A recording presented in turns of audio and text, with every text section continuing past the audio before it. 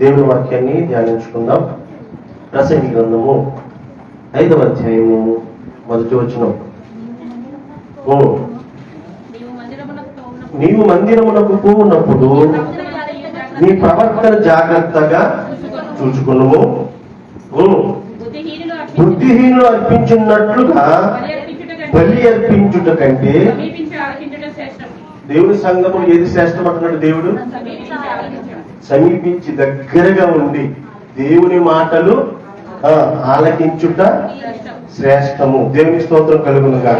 కనుక మరి శ్రేష్టమైన దేవుని మాటలను మనందరము కూడా సమీపించి మంచిగా ఆలకించి మన బ్రతుకులు మార్చుకుందాము. తగినటువంటి జీవితాన్ని ముందుకు కొనసాగుదాం. దేవునికి స్తోత్రం చెప్పండి అందరూ కూడా. రైట్. ద్వితీయోపదేశ కాండము 5వ అధ్యాయము 9వ అధ్యాయము 5 నుండమ్మ. ద్వితీయోపదేశ కాండము 9వ అధ్యాయము 5వ వచనం నుండి. నీవు వారి దేశమునకు వచ్చి దేనిని ఏ దేశమును అమ్మా? ఏ దేశం? కానాను దేశం. దేవునికి స్తోత్రం కలుగునుగా. కానాను దేశం క్రైస్తవులకు దేనికి సాదృశ్యంగా ఉందమ్మా? పరలోక రాజ్యానికి. బాగా గమనించాలి. మనందరం కూడా దేవుడి సంఘములోనికి ఎందుకు పిలుచుకున్నాడంటే మనందరం కూడా పరలోకము నుండి ఈ భూలోకమునకు వచ్చిన వారము. ఇది ప్రతి ఒక్కరు కూడా గమనించాలి. ఇదంతా కూడా భూమి మీద 3 నాళ్ళ ముచ్చట. దేవుడికి స్తోత్రం చెప్పండి అందరూ కూడా. కనుక దేవుడు ఇశ్రాయేలీలను బానిసత్వము నుండి విడిపించి కానాను దేశానికి నడిపిస్తున్నట్లుగా మనలను ఇహలోకము నుండి ఆ పరలోకములను నడిపించడానికి దేవాది దేవుడి భూమి మీదకి వచ్చాడు. తద్వారా నీకు సేవకులను, దైవజనులను, సువార్థికులను దేవుడు ఏర్పాటు చేసుకున్నాడు. దేవునికి స్తోత్రం కలుగునుగా. సేవకులు ఎందుకు ఏర్పాటు చేసుకున్నాడమ్మా? పరలోక రాజ్యానికి ఒక ఆత్మను, ప్రతి ఆత్మను నడిపించడానికి. ఇశ్రాయేలీయుల కొరకు దేవుడు మోషేని ఎందుకు ఏర్పరచుకున్నాడు? ఆ ఐగుప్తు నుండి బానిసత్వం, ఐగుప్తులో ఉన్న బానిసత్వం నుండి విడిపించి పాలు తేనెలకు ప్రకాశించేటువంటి కానాను దేశానికి నడిపించడానికి దేవుడు మోషేను ఏర్పరచుకున్నాడు. బాగా అర్థం చేసుకోండి. దేవునికి స్తోత్రం చెప్పండి అందరూ కూడా. ఇప్పుడు ఇశ్రాయేలీయులను దేవుడు ఎవరికి అప్పగించాడంటే సుమారుగా 6x4 24 లక్షల మంది పిల్లలు, పెద్దలు, ముసలు అందరితో కలిపి వీరందరినీ బానిసత్వం విడిపించడానికి దేవుడు ఎవరు ఏర్పరచుకున్నాడంటే మోషేని ఏర్పరచుకున్నాడు. బాగా వినాలి. రైట్. మోషేని ఏర్పరచుకుంటే దేవుడు మాట్లాడుతూ నీవు వారి దేశమునకు వచ్చి దాని స్వాధీనపరుచుకున్నటకు నీ నీతి అయినను నీ హృదయ యథార్థత అయినను హేతువు కాదు. ఇప్పుడు కూడా ఈ లోకంలో కూడా దేవుడు పిలుచుకోవడానికి మనం ఏమంత పరిశుద్ధులము కాదు. కాకపోతే దేవుడు మనల్ని బట్టి ఒకరి వాగ్దానం చేశాడు. ఎవరికి? అబ్రహాం, ఇస్సాకు, మన పితరులు. దేవుని స్తోత్రం కలుగునుగా. మన పితరులకు వాగ్దానం చేసినటువంటి ఆ వాగ్దానాన్ని నెరవేర్పే మనం. అందుకే దేవుడు ఇంకా మన మీద కృప చూపించడం. దేవునికి స్తోత్రం చెప్పాలందరూ కూడా. నీవు మన దేశములకు వచ్చి దాన్ని స్వాధీనపరచుకున్న దేనిని? దేశం. మనం దేని స్వాధీనపరచుకోవడం కొరకమ్మా? పరలోక రాజ్యాన్ని. దేవునికి స్తోత్రం కలుగునుగా. క్రైస్తవులుగా మనము పరలోక రాజ్యాన్ని స్వాధీనపరుచుకున్నటకు మన నీతి కాదంట. ఒకవేళ నీ హృదయ యథార్థమైన హృదయాన్ని బట్టి కాదంట. అమ్మా, కారణం కాదు. నీ నీతి కారణం కాదు. నీ హృదయ యథార్థత కారణమేమి కాదు. ఈ జనముల చెడుతనమును బట్టియే యెహోవా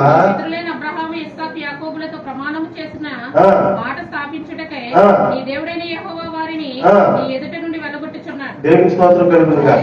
దేన్ని బట్టమ్మా? మన పితరులైనటువంటి అబ్రహాము, ఇస్సాకు, యాకోబులకు ఇచ్చిన మాటను బట్టి స్థాపించుటకై దేవుడైన యెహోవా మీరు లోబడనల్లని ఎవరంటే లోబడి నల్లని వారు? అలనాడు అప్పుడు ఇశ్రాయేలీయులు దేవునికి మోషేకు లోబడేవారు కాదు.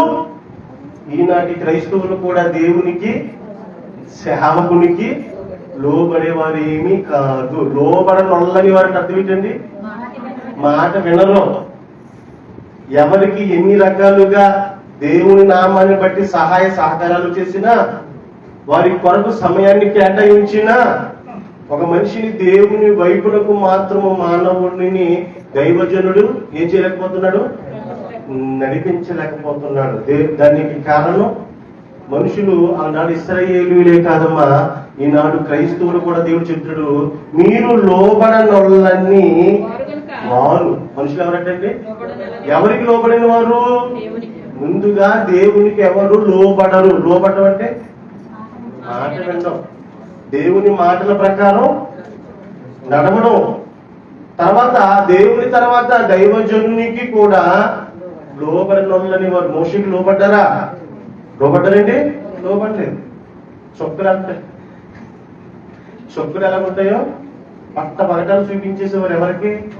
మోషేకి. ఏంటి చొక్కులో అది కావాలి, ఇది కావాలి, మాకు ఇది కొదువుగా ఉంది, మాకు అది కొదువుగా ఉంది, ఇదిగో మేము నిన్ను నమ్మి వస్తున్నాం, మాకు తినడానికి ఆహారం లేదు, నీళ్లు లేవు. ఇప్పుడు కూడా చాలా మంది అంటారు, మీరు రక్షణ ఇచ్చారు, మాకు రక్షణలోకి వస్తే అలాగ ఉంటది అన్నారు, ఎలా ఉంటది అన్నారు, మా బ్రతుకులు ఇంకా ఇలాగే ఉన్నాయి. కనుక వారికి ఆనందం కలగడానికి, సంతోషం కలగడానికి సేవకుడు ఎంతో జ్ఞానం ఉపయోగిస్తాడు, సమయాన్ని కేటాయిస్తాడు, ధనాన్ని కేటాయిస్తాడు.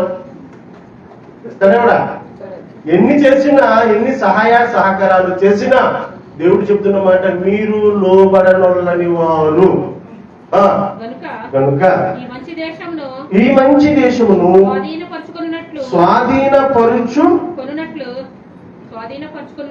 స్వాధీనపరుచుకున్నట్లు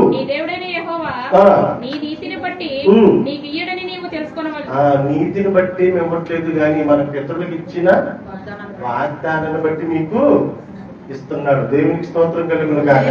చదవమ్మా. అరణ్యంలో పుట్టించారా దేవునికి కోపం? బాగా విన్నారు. ఆనాడు ఇశ్రాయేలీయులు అరణ్యంలో పుట్టించారట. ఎవరికి? దేవునికి. ఏం పుట్టించారు? దేవునికి కోపము. అంటే దేవునికి, సృష్టికర్తకే రక్షించిన బానిసత్వం నుండి రక్షించిన వాడికే మనిషి కోపాన్ని పుట్టిస్తున్నాడా? పుట్టిస్తున్నాడు. ఇప్పుడు కూడా ఈ రీతిగా మనం ఉన్నామంటే దేవుడు మనకి ఇక్కడ కూడి వచ్చిన ప్రతి ఒక్కరిలో ఎవరికి ఎప్పుడు ఏ సహాయము చేయకుండా ఉండలేదు. దేవునికి స్తోత్రం కలుగునుగా. కానీ అవన్నీ మనం ఏం చేస్తాం? మర్చిపోయి దేవునికి ఏం పుట్టిస్తున్నామట? కోపం పుట్టిస్తున్నామట. మొట్టమొదటి అరణ్యంలో ఏం పుట్టించారమ్మా వాళ్ళు? చదవనమ్మా జాగ్రత్తగా. అరణ్యంలో నీవు నీ దేవుడైన యెహోవాకు చేసుకొను. దేనిని మరువవద్దు. ఆల్రెడీ ఒకసారి మనము తప్పిదం చేసి, ఇశ్రాయేలీయులు ఆల్రెడీ ఒకసారి తప్పిదము చేసి దేవునికి ఏం చేశారట? మరి ఈనాడు కూడా క్రైస్తవులు దేవుని కోపం పుట్టించలేదా? పుట్టించిన తర్వాత దేవుడు మరలా నీ ఎడల నా ఎడల దేవుడు కృప చూపించాడా? దేవునికి స్తోత్రం చెప్పడం కూడా. నీవు ఐగుప్తు దేశంలో నుండి బయలుదేరిన దినము మొదలుకొని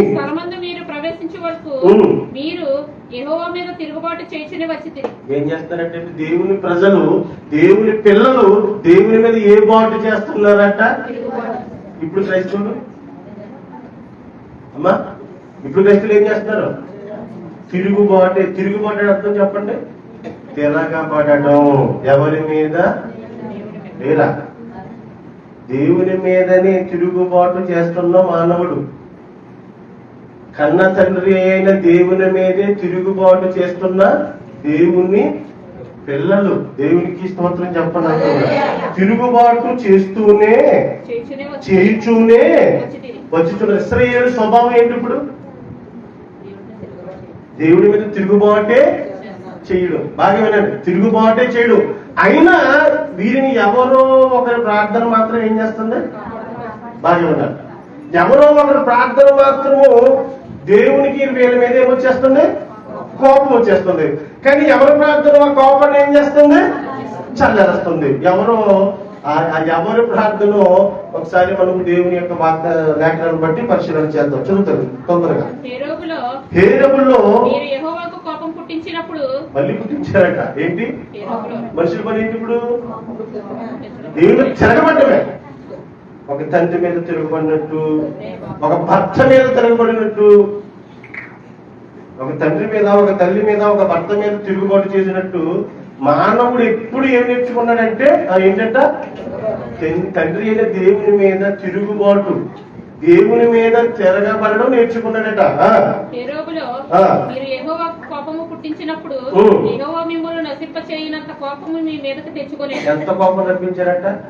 ఇప్పుడు దేవుడు ఏమనుకున్నాడట? చిచ్చి వీళ్ళ బ్రతుకు మారదు అని అనుకుని ఇక నశింప చేసేద్దాం. నశింప చేసేద్దాం అంటే అర్థం చెప్పగలరా?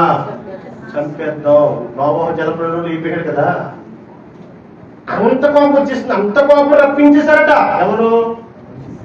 ఇశ్రాయేలీయులు. ఆనాడు ఈనాడు కూడా దేవుని పిల్లలు, క్రైస్తవులు, ఏమండి, క్రైస్తవులు దేవుని మీద అదే రీతిగా తిరుగుబాటు చేస్తున్నారు. ఎంత తిరుగుబాటు అంటే ఇక వారిని నశింప చేయునంత కోపము మీ మీద తెచ్చుకొనెను.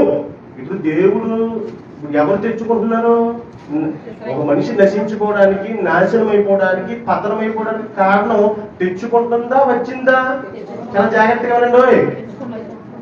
మనిషి తెచ్చుకున్నదే గాని అదంతటది వచ్చింది కాదు. దేవునికి స్తోత్రం చెప్పండి అందరూ కూడా. మనిషి ఎప్పుడు తెచ్చుకుంటాడో దేవుని మీద తిరుగుబాటు చేసి దేవుడు అనుగ్రహించిన కృపకు మానవుడు ఏమైపోతున్నాడు? దూరం అయిపోయి ఏం తెచ్చుకుంటున్నాడటమ్మా? ఏం తెచ్చుకుంటున్నాడు? నశింప చేయనంత కోపము మీ మీద తెచ్చుకొని మీతో చేసిన నిబంధన సంబంధమైన పలకలను తీసుకున్నటకు నేను కొండెక్కినప్పుడు అన్నపానములు మాని ఆ కొండ మీద 40 పగలు 40 రాత్రులు ఉంటిని. వీళ్ళందరి కోసం దేవుడిస్తున్నటువంటి ఆజ్ఞల కొరకు మోషే 40 రాత్రులు 40 పగలు ఎక్కడ ఉన్నాడటమ్మా? అమ్మా సేనాయి కొండ మీద ఉన్నాడట. 40 రాత్రులు. బాగా ఉండాలి. 40 రాత్రులు కష్టపడుతుంది. ఎవరి కోసం? అమ్మా తన ప్రజల కొరకు, దేవుని ప్రజల కొరకు మోషే కష్టపడుతున్నాడు. దేవునికి స్తోత్రం కలుగునుగా. సంఘము కొరకు సేవకుడు కష్టపడతాడు. దేవునికి స్తోత్రం కలుగునుగా. కుటుంబ భారాన్ని లాగడం కొరకు, కుటుంబాన్ని దేవుని మందిరానికి నడిపించుకోవడం కొరకు యజమానుడు కూడా కష్టపడాలి. రేపు వచ్చిన బాధ చదువు. అంతకుముందు దేవుడి మీద బాధ ఉండదో, సేవకుడి మీద బాధ ఉండదో, యజమానుడు యజమానురాలు నడిపించుకోవాలన్నప్పటికీ మనసులో చిన్న బాధ. దేవునికి స్తోత్రం చెప్పండి అందరూ. చదవండి. అన్నపానములు ఎవరి కోసం? ఎవరు అన్నపానములు మానేశారు? అమ్మా అన్నపానములు మానడాన్ని ఏమంటాం? అన్నము పానం. మంచినీళ్ళు, ఆహారము లేదు, మంచినీళ్ళు లేవు. ఎవరికి? ఎవరి కొరకు? ఇశ్రాయేలీయుల కొరకు. వారికి కావలసిన దేవుని మాటలు అందించడం కొరకు మోషే సేనాయి పర్వతం మీదకి 40 రాత్రులు ఉండిపోయాడట. 40 పగలు ఉండిపోయాడట. ఎవరి కొరకు కష్టపడుతున్నాడు ఇక్కడ మోషే? దేవుని వాక్కులను, ఎవరిని? దేవుని మాటలను, దేవుని ఆజ్ఞలను మానవునికి అందించడానికి మోషే అనేటువంటి ఒక సేవకుడు, దైవజనుడు 40 రాత్రులు 40 పగలు ఏమున్నాడటమ్మా? చదవండి తొందరగా. అప్పుడు దేవుని వ్రేలితో వ్రాయబడిన 2 రాతి పలకలను యెహోవా మోషేకు అప్పగించాడట. కష్టం 40 రాత్రులు. బాగా వినండి. సేవకుడు, దైవజనుడు 40 రాత్రులు 40 పగలు ఉపవాసం ఉండి సేనాయి పర్వతం మీద ఉంటే ఆ దైవజనుడికి 10 ఆజ్ఞలు ఇచ్చాడట దేవుడు. 2 రాతి పలకలు ఇచ్చాడట మోషేకు. మీరు కూడి వచ్చిన దినమున ఆ కొండ మీద అగ్ని మధ్య నుండి యెహోవా మీతో పలికిన వాక్యములన్నీయు వాటి మీద ఉండెను. దేవుడు మాటలట రాతి పలకల మీద రాశాడట. ఆ 40 పగలు 40 రాత్రులు గడిచినప్పుడు 40 దినాలు అవి సీనాయి పర్వతం మీద నుండి కిందకి తేడానికి 40 రాత్రులు 40 పగలు పట్టేట మోషేకు. ఆహారం లేదు, త్రాగడానికి నీరు లేదు. ఇక్కడ కష్టం కనబడాలి మనకి. దేవునికి స్తోత్రం కలుగునుగా. ఒక యజమానుడు తన బిడ్డలు నడిపించుకోవడానికి కష్టపడతాడు, పెంచడానికి కష్టపడతాడు. ఇది ఒక కరెక్టే. కానీ అట్ ది సేమ్ టైం వాటిని దేవునిలోనికి కూడా నడిపించుకోవడం కొరకు యజమానుడు కష్టపడతాడు. కష్టపడాలి, విన్నారా? కష్టపడాలి. వారిని నడిపించుకోవడం కొరకు అవసరమైతే నీవు ఉపవాసము ఉండాలి. దేవునికి స్తోత్రం చెప్పండి అందరూ కూడా. విన్నారా? చదువు. యెహోవా నిబంధన సంబంధమైన పలకలైన ఆ 2 రాతి పలకలను నాకు అప్పగించి, నీవు లేచి ఇక్కడ నుండి త్వరగా దిగుము, నీ ఐగుప్తులో నుండి రప్పించిన నీ జనము చెడిపోయి. అప్పుడు ఏమైపోయినట్ట? మోషే ఎక్కడికి వెళ్ళాడు? ఎవరి కొరకు? ఏం తేడానికి? దేవుని ఆజ్ఞలను తేడానికి వెళ్ళాడట. ఎవరి బాగు కొరకు?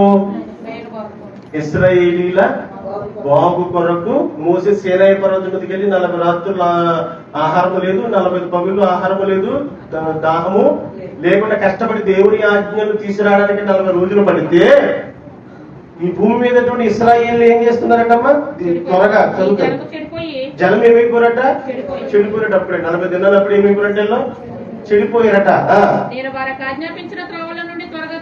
ఇదిగో దేవుడు ఏవైతే ఆజ్ఞలు ఇచ్చాడో రాతి పలకల మీద అవి ఇంకా వీరికి తెలియదు. అందులో ఉన్నాయో వీళ్ళు ఏం చేసేసారు? మీరిపోయారు. దేవుడికి ఏది ఇష్టము కాదో అదే పని భూమి మీద అప్పుడు చేయడము మొదలు పెట్టేశారు. దేవుడికి స్తోత్రం కలుగును కాదు. ఎంతనా అపవాది ఎంత ఫాస్ట్ గా ఉంటాడో ఆలోచించాలి. దేవుడు మనసులో మాటలు పలకల మీద మోషేకిస్తే పలకలలోని మాటలు అప్పుడే భూమి మీద ప్రజలు ఏం చేశారు? తప్పిపోయారు. ఏం తప్పిపోయారో చూద్దాం. చెడిపోయి నేను వారికి ఆజ్ఞాపించిన త్రోవల నుండి త్వరగా తొలగిపోయి ఏం చేసేసుకున్నారట? కోత బొమ్మలు. ఏ బొమ్మ? కోత బొమ్మ అంటే అర్థం ఏంటి? బంగారంతో గాని, వెండితో గాని, రాగితో గాని, మట్టితో గాని కోసిన బొమ్మ, చేతులతో చేసిన బొమ్మలు చేసేసుకున్నారట. దేవునికి ఏది ఇష్టము కాదో నిర్గమకాండం 20వ అధ్యాయం మొదటి నుండి ఆజ్ఞలలో మొదటిది దేవునికి ఏది ఇష్టము కాదో. బాగా విన్నారు. మనుషుల స్వభావం ఎటువంటిదో తెలుసా? దేవుడు ఏదైతే వద్దు అంటాడో, దేవుడు ఏదైతే చేయొద్దంటాడో అది చేయడమే మనిషి యొక్క నైజం. దేవునికి స్తోత్రం చెప్పండి అందరూ కూడా. నిర్గమకాండం 20వ అధ్యాయం మొదటి నుండి దేవుడు ఈ ఆజ్ఞలన్నీ ఏం చేశాడటండి? వివరించాడట. ఎవరికి వివరించాడు? ఆయన ముందు మోషేకి వివరించాడు. మోషేకి వివరిస్తుండగానే భూమి మీద యొక్క ఆజ్ఞలను ఏం చేశారట? ఇంకా తెలియదు వాళ్ళకి. ఏదైతే చేయకూడదో అది దేవుడు అక్కడ మోషేకు రాసిస్తున్నాడో అపవాది వీళ్లతో చేయించేశాడు. దేవునికి స్తోత్రం చెప్పండి అందరూ కూడా. చదవమ్మా. నీ దేవుడైన యెహోవాను నేనే దాసుల గృహమైన. ఇప్పుడు మనం దేనిని విడిపించాడు? మన దేవుని విడిపించిన క్రైస్తవుల్ని పాపమన్నే దాస్యములో నుండి మనల్ని విడిపించాడు. వారిని దాస్యం అనే వారి యొక్క ఐగుప్తులో దాస్యత్వం, బానిసత్వం నుండి వారిని విడిపించాడు. పాపపు బ్రతుకులలో నుండి మనల్ని విడిపించాడు. దేవునికి స్తోత్రం చెప్పండి అందరూ కూడా. నేనే దేవుణ్ణి, నేను తప్ప నేనే మీ ఆత్మకు తండ్రి అయిన దేవుని నేను తప్ప అసలు వేరొక దేవుడు నీకంటూ ఉండకూడదు అని చెబుతూ పైనే గాని, పైనంటే సూర్యుడిని గాని, చంద్రుణ్ణి గాని, ఆకాశాన్ని గాని, నక్షత్రాలను గాని, మేఘాలను గాని, మేఘంలో ఉన్న నీటిని గాని వానదేవుడు అంటాం కదా. అంటావా? ఆకాశం అందే గాని, కింద భూమి అందే గాని, గాని భూమి అందే కాదండి. భూమి అందంటే భూమి మీద ఏం చేసుకుంటాం? భూదేవి. ఏ దేవి? భూదేవి. వేప చెట్టు, రాగి చెట్టు, తాడి చెట్టు, గానుగ చెట్టు, చెట్లన్నీ ఏం చేసేసుకుంటాం మనం? దేవుడు ఏం చెప్పాడు? దేవుడు ఏం చెప్పాడు? మనిషి ఏం చేస్తున్నాడు? దేవునికి స్తోత్రం కలుగునుగా. ఏదైతే దేవుడు చేయొద్దన్నాడో ఆ పనిని మానవుడు చేస్తున్నాడు. చదమ్మా. పైన ఆకాశం అందే గాని క్రింద భూమి అందే గాని, ఒకవేళ భూమి క్రింద నీళ్ళ అందే గాని అసలు ఏ రూపాన్ని మీరు చేసుకోవద్దు. ఏ రూపము నాకు సాటి రాదు. దేవునికి స్తోత్రం కలుగునుగా. ఇక్కడ ఏ రూపం ఉందండి? ఇక్కడ ఇది గుడినా? ఇక్కడ ఏ రూపం ఉంది చెప్పండి మీరు. ఈ రూపము మనం ఏ ప్రతిమకు మొక్కుతున్నాం? ఇక్కడ ఏ ప్రతిమకు మనము మొక్కడం లేదు. దేవుని స్తోత్రం కలుగునుగా. అదృశ్యుడైన దేవునితో మాత్రం మాట్లాడుతున్నాం. ఒక చెట్టుని చేసుకోలేదు, ఒక పుట్టని చేసుకోలేదు, ఒక రాయిని చేసుకోలేదు, ఒక రప్పని చేసుకోలేదు, ఒక బొమ్మని ఇక్కడ మనము పెట్టలేదు. ఎందుకంటే అది దేవునికి ఇష్టం కాదు. దేవుని స్తోత్రం కలుగునుగా. అయినా గౌరీపట్నం వెళ్ళిపోతాం. ఎందుకు వెళ్ళిపోతాం? మనకి కదా పొందండి బాబు. పాస్టర్ మరి నాకు ఇద్దరు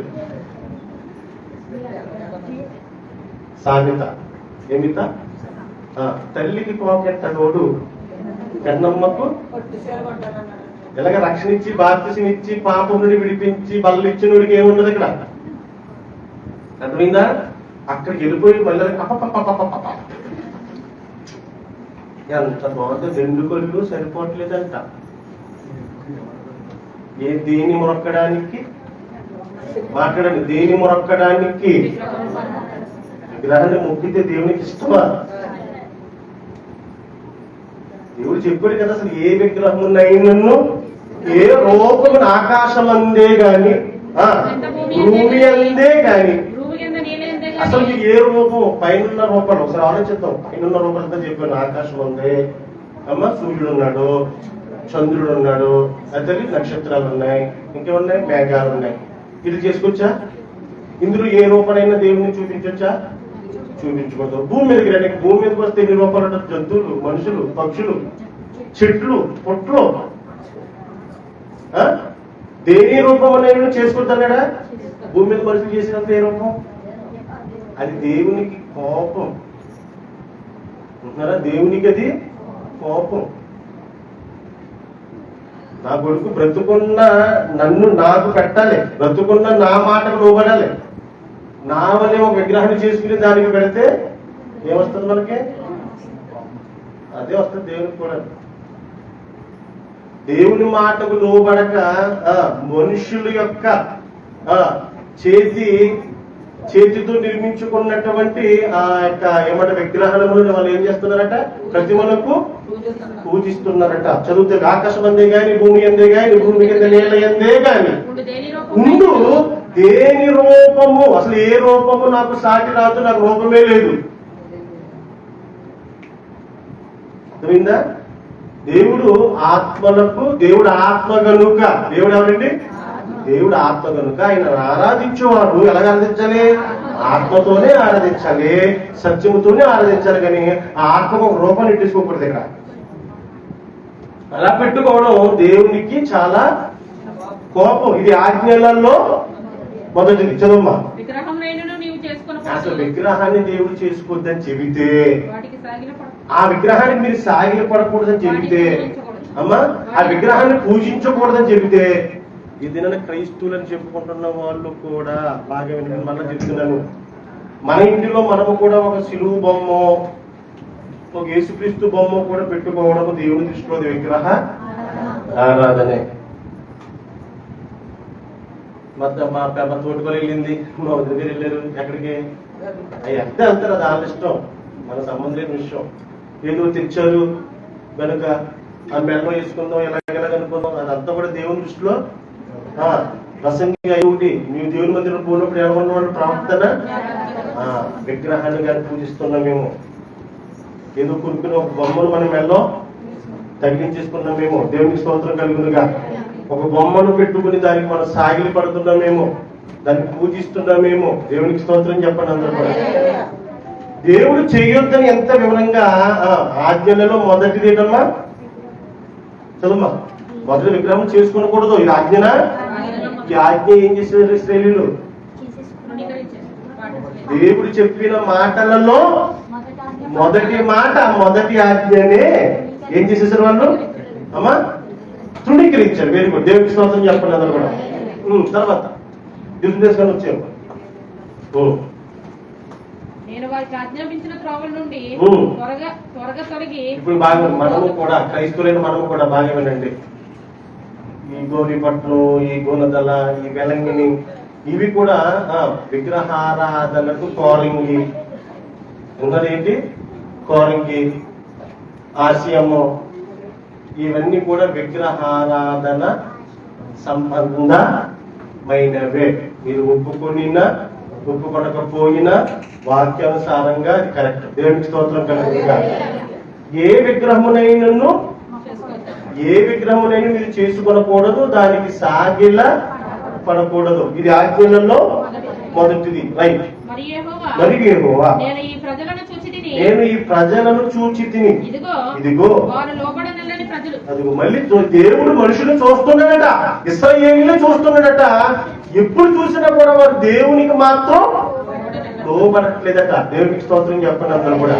ఈనాటి క్రైస్తవుల వల్లే చూడండి, ఈనాటి సంఘం ఉంటది, విశ్వాసులు ఉంటారు, కానీ దేవునికి లోబడరు, దైవజనునికి లోబడరు. దేవునికి స్తోత్రం చెప్పండి అందరూ కూడా.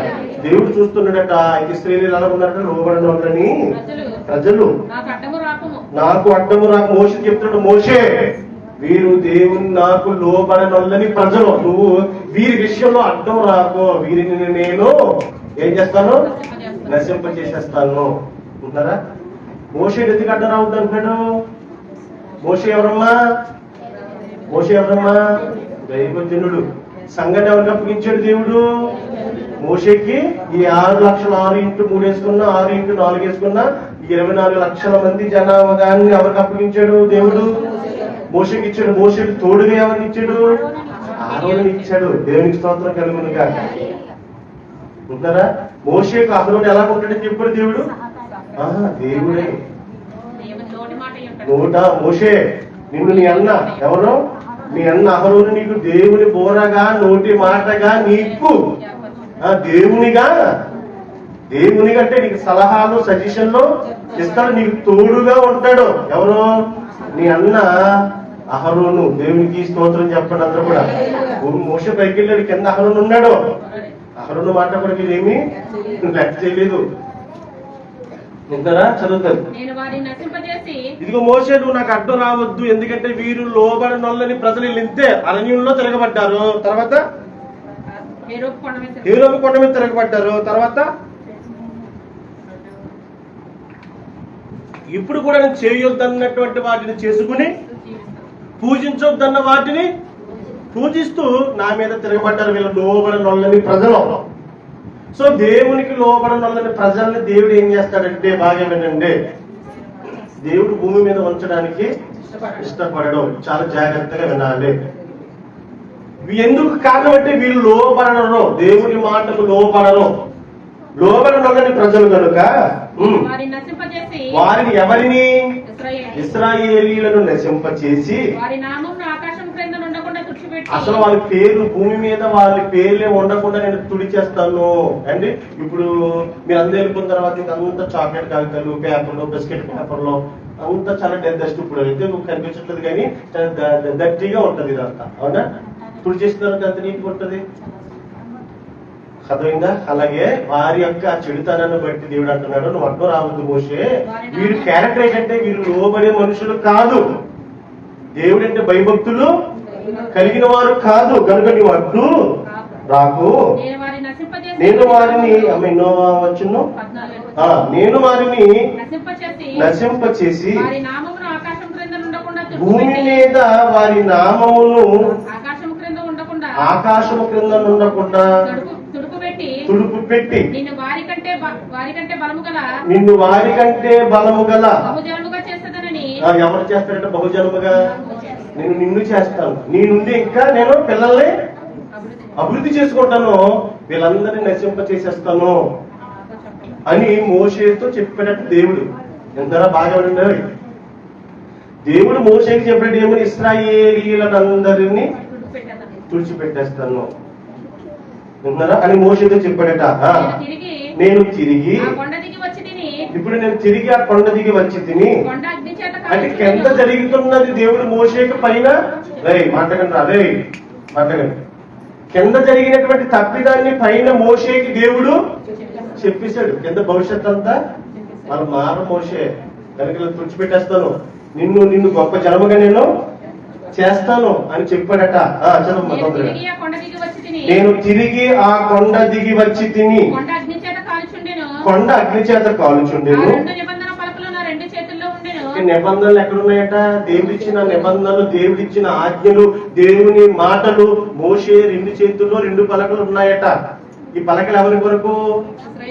ఇశ్రాయేలీయుల కొరకు. ఇప్పుడు నేను చెప్తున్న ఈ మాటలు ఎవరి కొరకు? వస్తారా? వింటారా? రారో వినరు. దేవుని స్తోత్రం కలుగును కాక. 2 పలకలు 2 చేతులు ఉన్నాయట. మోషే కొండ దిగి వచ్చాడట. నేను చూచినప్పుడు ఎలా ఉన్నారట ఇశ్రాయేలీయులు? ఆ భూమి మీద దేవుని దృష్టికి, ఇప్పుడు ఇక్కడ కూడా మనలో కూడా చాలా మంది దేవుని దృష్టికి ఎలాగా పాపము. ఈ పాయింట్ నోట్ చేసుకోండి. పాపం అనగా చాలా మంది ఒకటట్టుని ఆలాడతాం. విన్నారా? పాపం అంటే ఏంటో కూడా దాన్ని కూర్చిన పరిపూర్ణమైన వివరణ పరిశుద్ధ గ్రంథములో దేవుడు ఇచ్చాడు. దేవుడికి స్తోత్రం కలుగునుగా. అయితే మోషే కొండ దిగి భూమి మీదకి వచ్చినప్పుడు యెహోవా దృష్టికి ఇశ్రాయేలీలందరూ పాపము చేసి ఉంటిరి. వీళ్ళు చేసిన పాపం ఏంటో మొదటి చేసిన పాపం ఏంటో దేవుడు ఏదైతే చేయొద్దని చెప్పాడు అదే పాపము. పోత దూడను చేయించుకుని ఎన్ని గంటలు భూమి మీద మోషే కొండ మీద వచ్చినప్పటికీ మా దగ్గర ఉన్న బంగారం అంతా కూడా కరిగించేసి ఒక దూడను చేసేసుకున్నారట. ఏం చేసుకున్నారట? దూడను కూడా. నిన్న కూడా మా ఇంటి దగ్గర నేను బయటకు వెళ్తుంటే ఒక సహోదరుడు వచ్చాడు. ఇలాగ అడ్డ బొట్టు పెట్టుకున్నాడు, 2 తోటకూరలు కట్టలు పెట్టుకున్నాడు. వెళ్తున్నాడు, ఎక్కడికి వెళ్తున్నాడేమో అనుకున్నాను. అతను వెతుక్కుంటూ నేను అతను వెనక నేను మార్కెట్కి వెళ్తున్నాను ఉదయం. అతను ఏదో వెతుక్కుంటూ వెళ్తున్నాడు, నేను వెనకాల మార్కెట్కి వెళ్తున్నాను. అతను చోట ఆగిపోయాడు. ఎక్కడ ఆగిపోయాడంటే కింద కూర్చుని ఆవు నెమరు వేస్తుంది. నెమరు వేస్తున్న ఆవు దగ్గర ఆగి ఆ తోటకూర కట్ల దాని నోటిలో ఏ మాత? గోంగూర గోమాత అండి. ఎక్కడ పెట్టాడు ఏంటి? అదే తోటకూర ఏ వెధవరాలకు అనుకుందాం కాసేపు. ఎంతమంది ఉంటారు భూమి మీద? ముసలమ్మలు, వెధవరాళ్ళు, ఎవరొకరికి పెడితే అది బాగుంటది కదా. దేవుడికి స్తోత్రం చెప్పండి.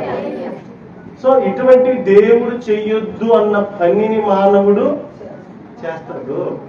మామూలుగా పెట్టింది వేరే, నేను పెడతాను, ఆవిడస్తే నీళ్ళు పెడతాను, అది కాదు. భక్తి పరంగా దేవుడు ఇది పెట్టడము దేవునికి పెట్టినట్టు అన్న భావన మాత్రం కలగకూడదు. దేవునికి స్తోత్రం కలుగునుగా. తర్వాత చదువుతాను. నా 2 చేతుల్లో కోత దూడను చేయించుకుని యెహోవా మీకు ఆజ్ఞాపించిన త్రోవల నుండి త్వరగా తొలగిపోయి ఉంటుంది. అప్పుడు నేను ఆ 2 పలకలను పట్టుకుని నా 2 చేతుల నుండి మీకు కన్నుల ఎదుట నుండి వాటిని కింద పడవేసి పగలగొట్టి. పలకలు ఏం చేశాడు మోషే? ఎన్ని రోజుల కష్టం? 40 రాత్రులు 40 పగల కష్టాన్ని మోషే తట్టుకోలేకపోయాడు. ఎవరి కోసం పలకలు? ఇశ్రాయేలీల కోసం పలకలు. మొన్న 4 రోజులు ఎవరి కోసం పెట్టాను మీటింగ్స్? ఎవరి కోసం? మీకోసమే. రాకపోతే నాకెలాగుంటది? నా కోసం కాదు కదా. నా కోసం అనుకుంటే నేనే నా ఇంట్లో కూర్చుని నా ఇంటి వాళ్ళందరితో కూర్చుని ఏమేమి చెప్పాలో అవన్నీ చెప్పేసుకుందును. దేవుని స్తోత్రం కలుగును కాదు. అవునా? మరి ఎవరి కొరకు? మీ కొరకే. దేవునికి స్తోత్రం చెప్పండి అందరూ కూడా. మోషే పగలు గుర్తించాడట. ఎవరి మాటలను?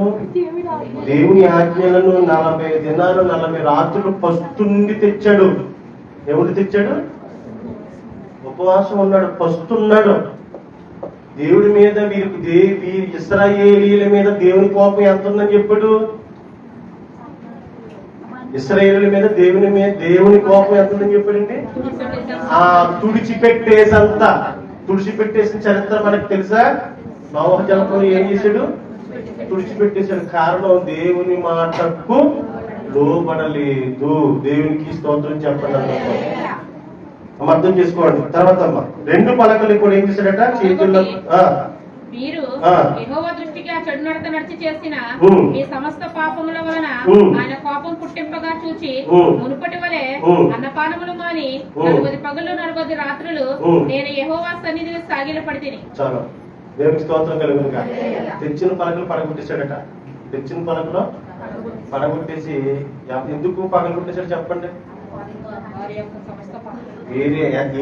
ఎవరి కోసమైతే కష్టపడ్డాడో మోషే, ఆ కష్టం ఏమైపోయింది? వ్యర్థం అయిపోయింది.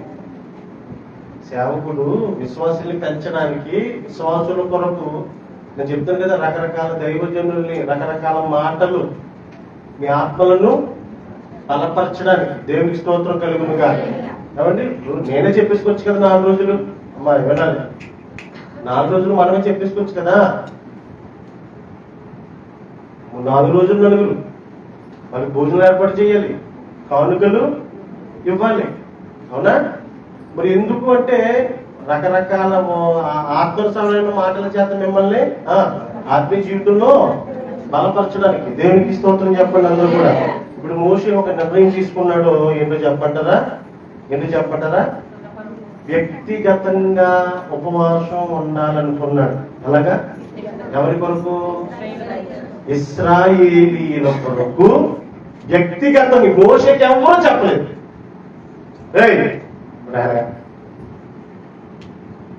మోషేకు ఎవరు ఏమి చెప్పలేదు. ఏమని? ఇశ్రాయేలు మీద దేవుడు నశించిపోయేంత తప్పు చేశారు, నశింప చేసేస్తానని ఎవరన్నారు? బాగా ఉన్నారు. దేవుడి నిర్ణయం ఏంటి? తుడిచిపెట్టేయాలని. ఇప్పుడు మోషే ఉపవాసం ద్వారా ఎవరి మనసు మార్చడానికి ప్రయత్నం చేస్తున్నాడు? బాగా వినండి, చాలా జాగ్రత్తగా వినండి. ఎవరైతే కోపంగా ఉన్నారో, ఎవరు కోపంగా ఉన్నారు? దేవుడు. ఎవరి మీద? దేవుని పిల్లల మీద.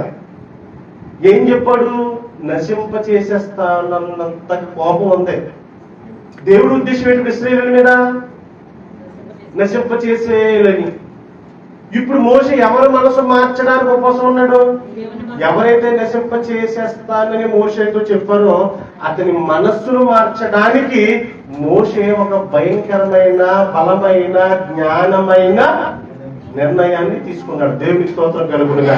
ఇప్పుడు నా ప్రశ్న, మన కుటుంబాలలో దేవునికి విరుద్ధంగా పూజిస్తున్న, విగ్రహారాధన చేస్తున్న వారు మన కుటుంబాలలో లేరా? మాట్లాడారు. ఉన్నారా? లేరా? ఉండేవారు ఉంటారు, లేనివారు ఉంటారు. దేవునికి స్తోత్రం కలుగునుగా. ఇప్పుడు ఇశ్రాయేలీయుల మీద దేవుడికున్న కోపం ఇప్పుడు మన కుటుంబాలలో విగ్రహారాధన చేస్తున్న వారి మీద దేవునికి కోపం ఉండదా? అటువంటి వారి కోసం ఒక తండ్రిగా, అటువంటి వారి కోసం ఒక తల్లిగా, వ్యక్తిగతంగా నువ్వు ఎప్పుడైనా వారి రక్షణ కొరకు ఉపవాసం ఉన్నావా? మన శుక్రవారం ఎంతమంది? 4. మిగతా వారికి ఉపవాసం ఉండవలసిన అవసరత లేదు. దేవునికి స్తోత్రం చెప్పండి. ఎందుకు స్తోత్రం చెప్పన్నాను? మీకు అట్టి భారము, అవసరత మీకు లేదు కనుక. దేవునికి స్తోత్రం చెప్పండి. ఇప్పుడు ఇక్కడ మనం బాగా ఆలోచిస్తే విగ్రహారాధన వలనే కదా దేవునికి కోపం. ఇప్పుడు ఈ యొక్క కోపాన్ని అణచడానికి మోషే ఏంటమ్మా ఆ నిర్ణయం? మళ్ళీ చదువు. నేను చూచినప్పుడు మీరు మీ దేవుడిని యెహోవా దృష్టికి పాపము చేసి ఉంటిరి. ఏం చేశారు పాపం ఇశ్రాయేలీయులు? అమ్మా ఇప్పుడు కూడా మన కుటుంబాల్లో కూడా కొంతమంది బయలుదేరతారు. నేను గౌరీపట్నం వెళ్తాను, వెలంగిని వెళ్తాను, గుండు గీయించుకుంటాను, తాళ్ళు కట్టుకుంటాను. ఇది విగ్రహారాధనే. ఇది విన్నారా? ఇది కొంచెం కంటికి అనుకూలంగా కనబడుతున్న విగ్రహారాధన. ఇంకో విగ్రహారాధన ఉంది, డైరెక్ట్ అటాక్. ఏంటి డైరెక్ట్ అటాక్? తల్లిదండ్రులు ఒక రీతిగా ఉంటారు, బిడ్డలు వేరొక రీతిగా ఉంటారు. ఒకవేళ తల్లిదండ్రులు చెప్పిన వారు లోబడరు, దేవునికి స్తోత్రం కలుగునుగా. మరి లోబడిన వారి కోసం మనం ఏం చేయాలి? గొడవ పెట్టుకోవాలా అమ్మా? గొడవ పెట్టుకోవాలా? ఏం చేయాలి? వ్యక్తిగతమైన ఉపవాసం. ఇక్కడ మోషేకి ఎవరు చెప్పలేదు, కానీ దేవుని కోపాన్ని చల్లార్చడానికి మోషేకు దేవుడు మాట చెప్పారు ఆల్రెడీ. ఏమని? మోషే నీవు అడ్డు రావద్దు, నువ్వు అడ్డు ఉన్నారా, నీ అడ్డమే ఇంకా వెళ్ళే ప్రాణాలతో ఉంచింది. అంటే చాలా జాగ్రత్తగా ఉన్నారండి. ఎవరి ప్రార్థనలో ఇశ్రాయేలీయులను కాపాడుతుంది. ఎవరో దేవుని కోపానికి అడ్డు వస్తున్నారు. ఎవరిపైన? మోషే.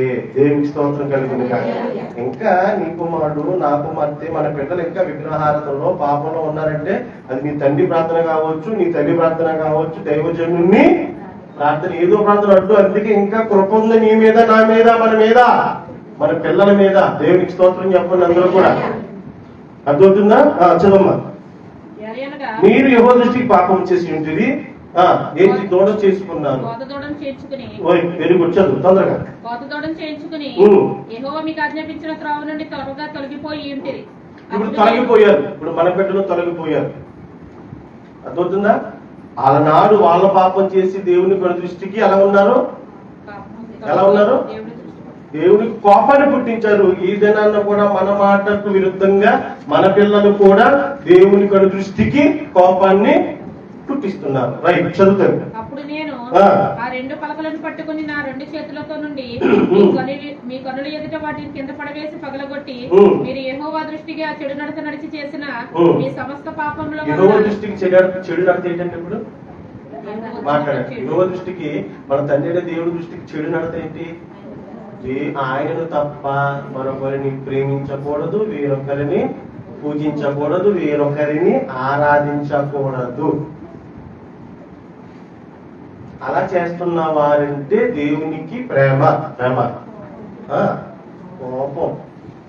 సృష్టికర్తను భార్య తినమంది సృష్టికర్త ఎవరు ఇంకా తెలుసుకోలేదా? సృష్టికర్త ఎవరో తెలుసుకోలేదు ఇంకా. క్రైస్తవుడి కుటుంబంలో ఉండి అది దేవునికి చాలా కోపం. తర్వాత తొందర సమస్త పాపములను వలన ఆయనకు కోపం పుట్టింపగా చూచి, ఇక్కడ సమస్త పాపములు ఇంకా ఉన్నాయి. ఈ సమస్త పాపముల వలన కోపం పుట్టించగా చూచి దేవుడు వీరి కోపం పుట్టింపగా మోషే చూచి మునిపట్టి వల్లే ఏనుపట్టి వల్లే ఆల్రెడీ ముందుసారి కోసం ఉన్నాడా? ఎవరి కోసం? ఇశ్రాయేలు రక్షించుకోవడం కొరకు మోషే ముందోసారి ఉన్నాడు, మరలా ఉంటున్నాడు. మరి మనం ఎందుకు మన బిడ్డల కొరకు ఉండలేకపోతున్నాం? అంటే వాళ్ళు రక్షించుకోవడం ఆశ లేదా మీకు? 770 సంవత్సరాల ఆయుష్ కాలంలో వారి భూమి మీద సమృద్ధిగా వారు ఫలించేలాగున వారి ఇంకా సజీవుల లెక్కలో ఉండడం మనకి ఇష్టం లేదా? దేవునికి స్తోత్రం చెప్పండి. కానీ మోషే వారిని ఎంత ప్రేమిస్తున్నాడు ఆలోచించండి. ఇశ్రాయేలు ఎంత ప్రేమిస్తున్నాడు మోషే? ఇశ్రాయేలీల కొరకు 40 దినాలు తన కొడుకును, మనము తండ్రిమే కదా, మనము తల్లిమే కదా, మనం ఎందుకు కొడుకు ఒక పూట లేదా ఒక రోజు కొడుకు మార్చుకుని దేవుని మందిరములో ఏం చేశాడు మోషే? చదవమ్మా. మునుపటి వలె అన్నపానములు మాని 40 పగళ్లను 40 రాత్రులను నేను యెహోవా సన్నిధిని సాగిలపడితిని. ఎక్కడ సాగిలపడ్డాడు మోషే? ఎందుకు సాగిలపడ్డాడు? ఎవరి కోసం సాగిలపడ్డాడు? ఇశ్రాయేలీయులను రక్షించుకోవడం కొరకు సాగిలపడ్డాడు. దేవునికి స్తోత్రం కలుగును గాక. మనము మన బిడ్డలను రక్షించుకోవడం కొరకు ఎందుకు సాగిలపడడం లేదు? ఎందుకు సాగిలపడలేకపోతున్నాం అంటే మోషే ప్రేమ నిజమైన ప్రేమ. ఈనాటి మన ప్రేమ స్వల్పమైన ప్రేమ. మనం చెప్పారు సేవకులు, అనురగా చెప్పారు. ఈ 60-70 సంవత్సరాలు కాదు, నిత్యము యుగ యుగాలు తరతరాల సుఖం. మనం మన బిడ్డలకి 60-70 సంవత్సరాల సుఖం కాదు, 60-70 సంవత్సరాల సుఖం కోసం నువ్వు వాళ్ళకి ఏర్పాటు చేస్తున్నావు అంటే నీవు కూడా ఇహ సంబంధమైన వాడివే, ఇహ సంబంధమైన దానివే. దేవునికి స్తోత్రం కలుగునుగా. కానీ ఆ ప్రేమ యుగ యుగాలు తరతరాలు సుఖ సంతోషాలతో ఉండాలి. భూమి మీద మనిషి 60-70 సంవత్సరాల సుఖం కొరకే భక్తి, కానీ దేవునికి అది ఇష్టము కాదు. దేవునికి స్తోత్రం కలుగునుగా. నిత్య జీవం అంటే నిత్యము జీవములో, నిత్య సంతోషం, నిత్యము సంతోషమైనటువంటి లోకములో మనం ఉండడానికి మోషే వారిని నడిపించడానికి ప్రయాస పడుతున్నాడు. ప్రియులారా, దేవునికి స్తోత్రం చెప్పినందుకు కూడా ఆ మోషే ఏం చేశాడటమ్మా? 40 దినము 40 పగుళ్ళు 40 రాత్రులు నేను యెహోవా సన్నిధిని సాగిల పడ్డాడట. దేవుని సన్నిధానంలో సాగిల పడ్డం అంటే, సాగిల పడి ఏం చేస్తున్నాడు మోషే? ఎవరి కోసం ప్రార్థిస్తున్నాడు? అడ్డు రావద్దన్నాడా? అడ్డు లేడు. అడ్డు రావద్దన్నా అంటే తండ్రి కొడుకుని కొడతాడండి. తల్లి వెళ్తుంది కాబట్టి ప్రేమ గల తల్లి అంటే ఏం చేస్తుంది? అటు ఎందుకు అడ్డు? ఆ దెబ్బ కొడితే బిడ్డకి ఎక్కడ తగిలితే ఆ బిడ్డ ఆ దెబ్బ తట్టు. ఈ జ్ఞానం ఉంటుంది మనకి. 60 సంవత్సరాల అబ్బాయిల జ్ఞానం కదా మరి ఇది. ఇది నిండుగా ఉంటది. ఇది ఆ ఆత్మ అగ్నిలో ఆరిపోకూడదు, ఆ ఆత్మ అగ్నిలో కాలిపోకూడదు. ఆ కాలిపోయేది ఏమన్నా అరగంట పావుగంట, యుగ యుగాలు తరతరాలు ఆ బాధ నుండి తప్పించాలి. దేవుని స్తోత్రం కలుగునుగా. అది కదా దేవుడు కోరుకునే ప్రేమ. మోషేతో అన్నాడు, మోషే నీవు అడ్డు ఎందుకు? నువ్వు అడ్డొచ్చావంటే నేనైపోతున్నావు. ఎందుకంటే మరి నీ భక్తి అటువంటిది, నిన్ను పిలుచుకున్న పిలుపు అటువంటిది. నువ్వు ఎంతటి వాడవో తెలుసా? ఇల్లంతటిలో నమ్మకమైన వాడు. దేవుని స్తోత్రం కలుగునుగా. మోషే నా ఇల్లంతటిలో నమ్మకమైన వాడవు నీవు అడ్డొచ్చావా అని నాకు పోతాను. ఎవరి మొక్క చూసి? నీ మొక్క చూసి. గొడుగును వడ్డు రావద్దని ఎందుకన్నాడు అనుకుంటారు?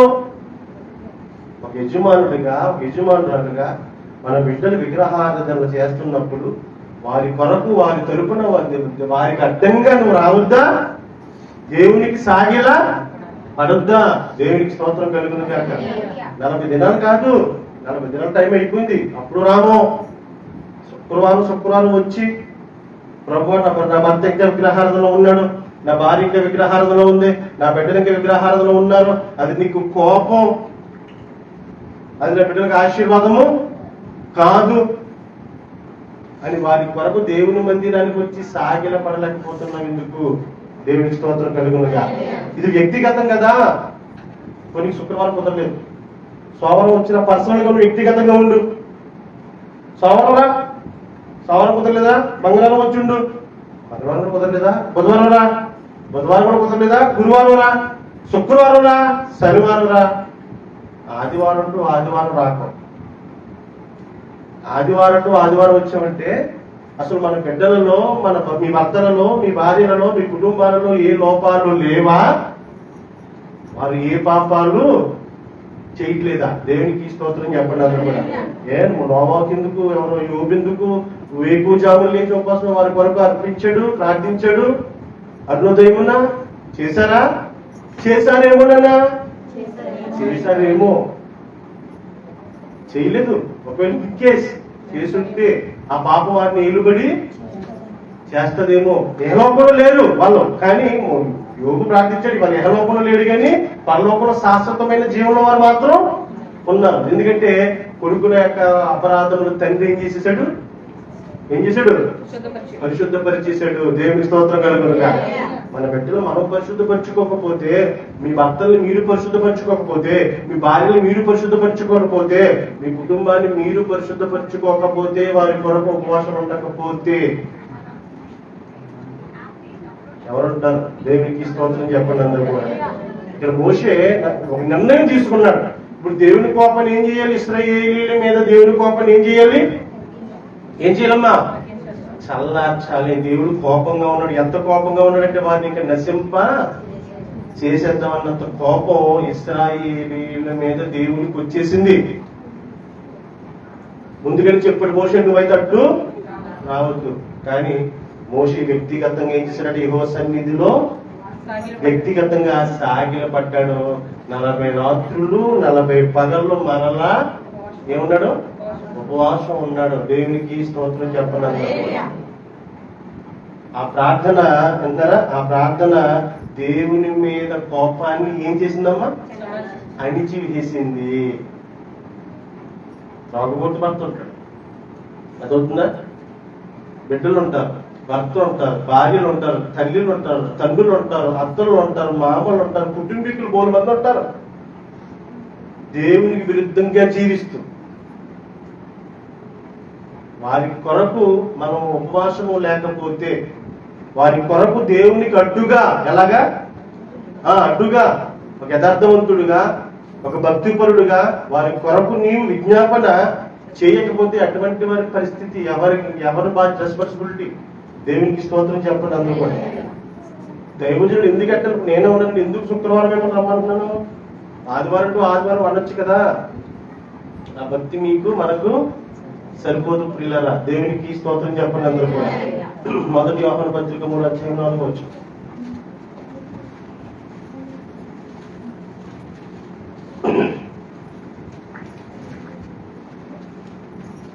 యోహాను పత్రిక 3:4 వచ్చు. పాపము చేయి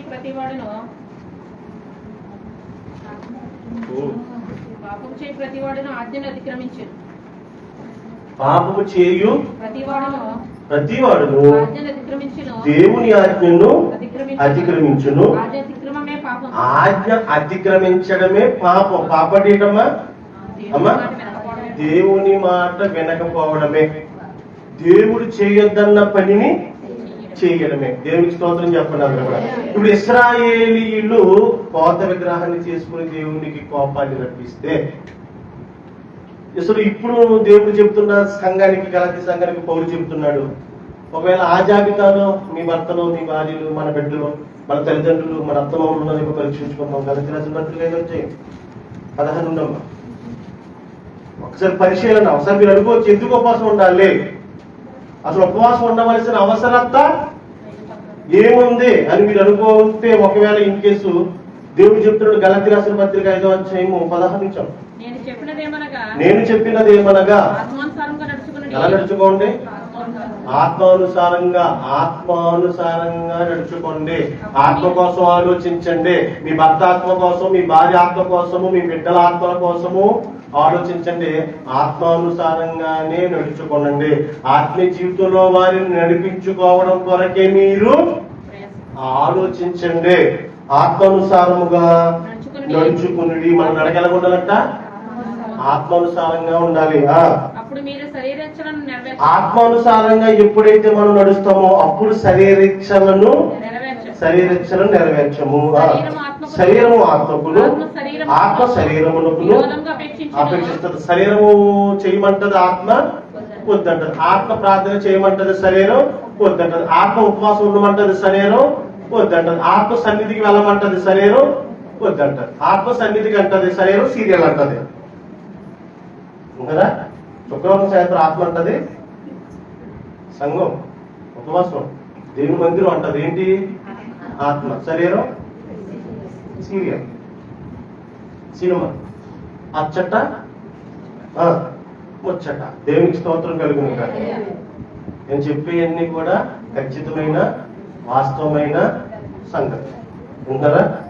ఆత్మానుసారంగా నడుచుకోనండి, అప్పుడు మీరు శరీరక్షణను నెరవేర్చాలి. ఇప్పుడు మనం నడుచుకుంటే, నేను ఆత్మ కోసం ఆలోచిస్తే, నేను నా భార్య, నా బిడ్డల ఆత్మ కోసం నేను, నాకే లేదు ఆత్మభారం. మీకు అర్థమవుతుందా? నేను నా కుటుంబాన్ని రక్షించుకోగలను, సంఘాలను నడిపించుకోగలను. అలాగే యజమానులు ఎవరికైనా ఏ భారం ఉండాలండి? ఆత్మభారం ఉండాలి. చదువుతారు. ఆత్మట శరీరానికి విరుద్ధంగా అపేక్షిస్తుందట. వ్యతిరేకం. బాగా వినండి. ఆత్మకి శరీరానికే పడదు. టామ్ అండ్ జెర్రీ లాగా. టామ్ అండ్ జెర్రీ తెలుసు మీకు? అలాగే శరీరమేమో పాపానికి ప్రేరేపిస్తుంది, ఆత్మేమో వద్దంటది, జ్ఞాపకం చేస్తుంది. శరీరమేమో బలహీన పరుస్తుంటది, ఆత్మేమో సిద్ధ పరుస్తుంటది. కనుక రెండింటికి ఏంటంట, ఇది ఒకదానికి ఒకటి వ్యతిరేకముగా ఉన్నవి కనుక మీరు ఏమి చేయనిత్తింతురో స్త్రీ పురుషులు చేసే తప్పిదాన్ని ఏమంటారమ్మా, జాగ్రత్తం అంటారు. రెండవదమ్మా అపవిత్రత. ఇది ఎలా వస్తుంది? మనిషి నోటి ద్వారా ఒక మనిషి అపవిత్రుడు ఎలాగైపోతాడంటే కాలంలో ఉన్న మట్టి తొక్కిన వల్ల కాదు, దేన్ని బట్టి ఆ పేడ తొక్కి తప్పించుడు అయిపోతావా? నువ్వు అంటం చూసావు భర్తనే, భార్య నువ్వు అంటం చూసావు, నువ్వు బిడ్డని అంటం చూసావు, మాటలు అవి చాలు ఏమైపోవడానికి, అపవిత్రుడు అయిపోవడానికి, అపవిత్రురాలు అయిపోవడానికి. దేవునికి స్తోత్రం కలుగునుగా. మొదటిది జారత్వము, రెండవది అపవిత్రత. అపవిత్రులు మన ఇంట్లో లేరండి. నోటి మాటల చేత బూతుల చేత అపవిత్రం అయిపోయిన వారు మన కుటుంబాలలో లేరా? ఇప్పుడు వారంటే దేవునికి ప్రేమ కోపమా? మరి ఎటువంటి వారి కోసం ఎవరంటారు ఉపవాసం? వ్యక్తిగతంగా మనమే ఉండాలి. దేవునికి స్తోత్రం చెప్పండి.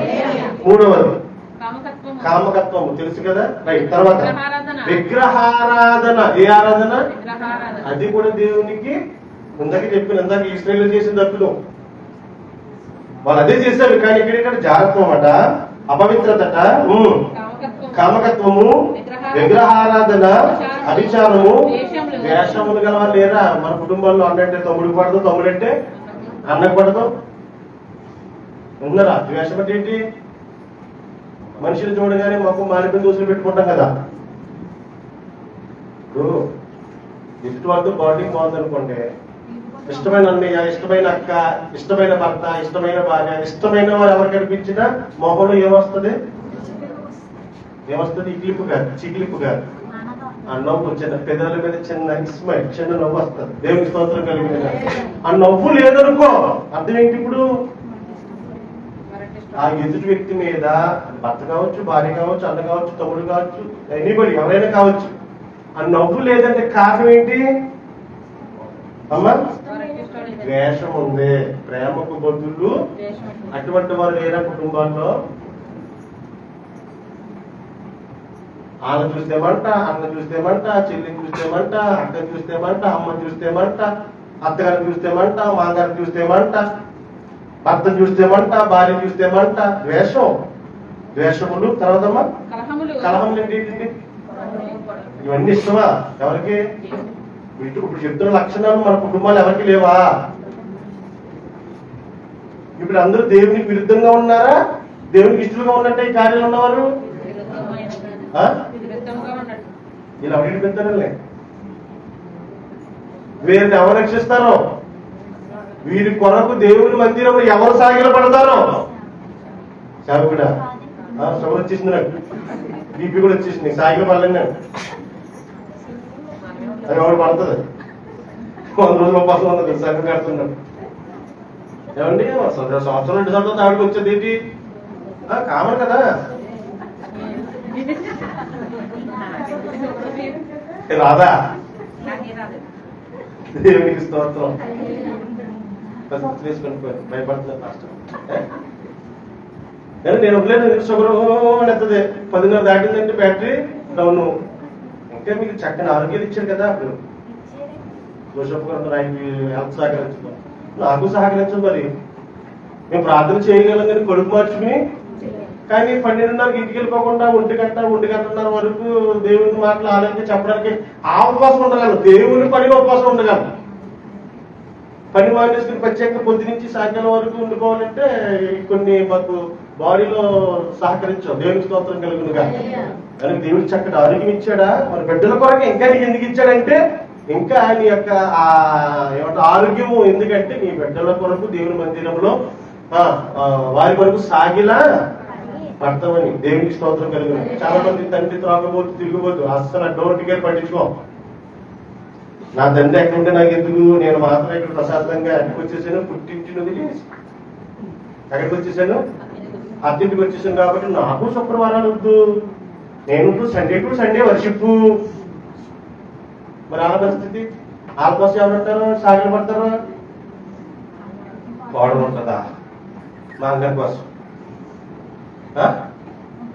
పెట్టి పెడతా ఎవరికి ఇట్టిడు బాబు? ఆవిడ ఎందుకు ఉంటుంది? ఆవిడ బాధ. ఆవిడ వచ్చాడు నీ కోసం, నీకే లేదు. 5 లక్షలు 6 లక్షలు 10 లక్షలు మింగేసావు కదా. కాల్ ఎందుకు ఉంటుంది? కాల్ ఎవరి కోసం ఉంటుంది? ఉంటే వాళ్ళ ఆట కోసం ఉంటుంది. నీ మా 5 బాబు కోసం ఈవిడ ఎందుకు ఉంటుంది? ఈవిడ ఉండదు. అర్థం చేసుకోండి. అర్థమైందా? తర్వాత కలహముల తర్వాత మత్సరం అంటే ఏంటండి? మత్సరం అంటే ఏంటండి? చెడు చూపు. చెడు చూపు. చెడు చూపు ఎక్కడ ఒకటి మంచిగా వస్త్రాలు వేసుకుంటే ఈ మధ్యలో మా టీవీ పెట్టినంటే మా పిల్లలు టీవీ పెడతారు. టీవీ పెట్టినంటే ముందు ఛానల్ వచ్చేస్తారు. అసలు ఛానల్లోకి క్రికెట్ మ్యాచ్ అయినా అసలు ఛానల్లోకి వెళ్ళడానికి మేము 1 నిమిషం పాటు వరకు అతను స్టార్ట్ అయిపోతాం. వీళ్ళు ఒక జూమ్ అని వచ్చేది. ఎందుకంటే ఒక డాబా కట్టుకుంటాడు, పక్కడు వస్తాడు, ఇలా చూద్దాం కావాలి. ఆ కొలి నుంచి ఎర్రమట్ట ఎలా వచ్చాడు? ఇదేమట్లు ఎర్రమట్టలు. అది అర్థం ఏంటంట? దృష్టి. ఇప్పుడు వాచ్ ఉంది మా దగ్గర, ఏదో ఒక పిల్ల అది ఎత్తుకుంటే నరదృష్టి ఏమైపోద్ది? డాడీ ఫేక్ కదా, ఫేక్ కదా అంటారు. వీళ్ళు ఆ ఫేక్ ఇలా అంటారు. చెప్తున్నారు ఎలాగా అంటే మీకు ఎందుకు చెప్తారంటే ఏంటో అది మత్సరం. మత్సరం అంటే చెడు చూపు. మంచి ఉద్దేశం ఉండదు. ఒక సరిగ్గా మంచి వస్త్రాలు ఉన్నా, మంచి ఆరోగ్యంగా ఉన్నా, మంచిగా సంపాదించుకుంటున్నా, దేవునికి లోబడి జీవిస్తున్నా, ఎదుటి వారికి కుటుంబీకులకే పక్కింటి వారికి ఎలా ఉంటుందంటే మత్సరట, అసూయ, చెడు చూపు. వాళ్ళ ఉద్దేశాల్లో మంచివి. ఇది తప్పే, ఇది పాపమే. దేవునికి స్తోత్రం చెప్పండి అందరూ కూడా. తర్వాత అమ్మా క్రోధం ఏంటి అమ్మా? ఇది కూడా క్రోధము, కోపము, తర్వాత కక్షలు, భేదములు, విమతములు, ఇది అసూయ, మద్దతులు, అల్లరితో కూడిన ఆట అయినా జల్దీ అంటాడు. సడన్ గా మా ఇంటికి ఏర్పడుతుంటే మనం జల్దీ అంటారు. అట్లే సరదా అట్లే కదకండి. అల్లరితో కూడిన ఆట అయినా, అది పాట అయినా కూడా దేవునికి ఇష్టము కాదు. దేవునికి స్తోత్రం చెప్పగలరు. ఇప్పుడు ఈ జాబితాలో ఎవరి కుటుంబాల్లో ఉంటో చేస్తున్నారు. నా కుటుంబంలోనే ఉన్నారు. అర్థమైందా? ఎవరి కుటుంబంలో ఉంటారో ఈ లక్షణాలు కలిగిన వారు అందరి కుటుంబంలోనూ ఉంటారు. మరి వాటి నుంచి మనం విడిపించడానికి తల్లిదండ్రులుగా మనం ఏం చేయగలగాలి? వ్యక్తిగతమైన ఉపవాసం. దీన్ని ప్రత్యేకించి పాస్టర్ గారికి మళ్ళీ 3 రోజులు 4 రోజులు ఉపవాసం పెట్టగలదు. ఇప్పుడు సంవత్సరం ఒకసారి పెడతాం 2 సార్లు. 40 దినాల ప్రార్థనలో, తర్వాత 3 దినాల ఉపవాస ప్రార్థనలో. అంతేనా? వారం ఉండి ఒకటి మంగళవారం పాస్టర్ గారు వస్తారు, పాస్టర్ ఇంటికి వెళ్ళిపోతారు. పాస్టర్ గారిని తిరుగుతాను, మళ్ళీ పాస్టర్ గారిని తీసుకుని పెడతాను. వస్తే మా ఇస్తే వస్తుంది, మా చెల్లి సుజీలు ఇద్దరు వస్తారు. ప్రార్థన మన మీల్స్ పెట్టాం కదా ఆ రోజు. ఇప్పుడు సరిపోతుందమ్మా. ఇంకేం చెప్తాను? అటు కట్టాలేను ఇప్పుడు సరిపోతుంది. సరే సరే వచ్చేసాను. మనుషులు రాత్రం చెప్పండి అందరూ కూడా. కనుక తన శరీర కార్యములు ఏంటో జాగ్రత్తము, అపవిత్రత, కర్మతత్వము, ఇన్ని లక్షణాలు ఉన్నాయి కదా. ఇప్పుడు మన పిల్లల్లో ఇన్ని లక్షణాలు, ఏ లక్షణాలు ఏమంటారా?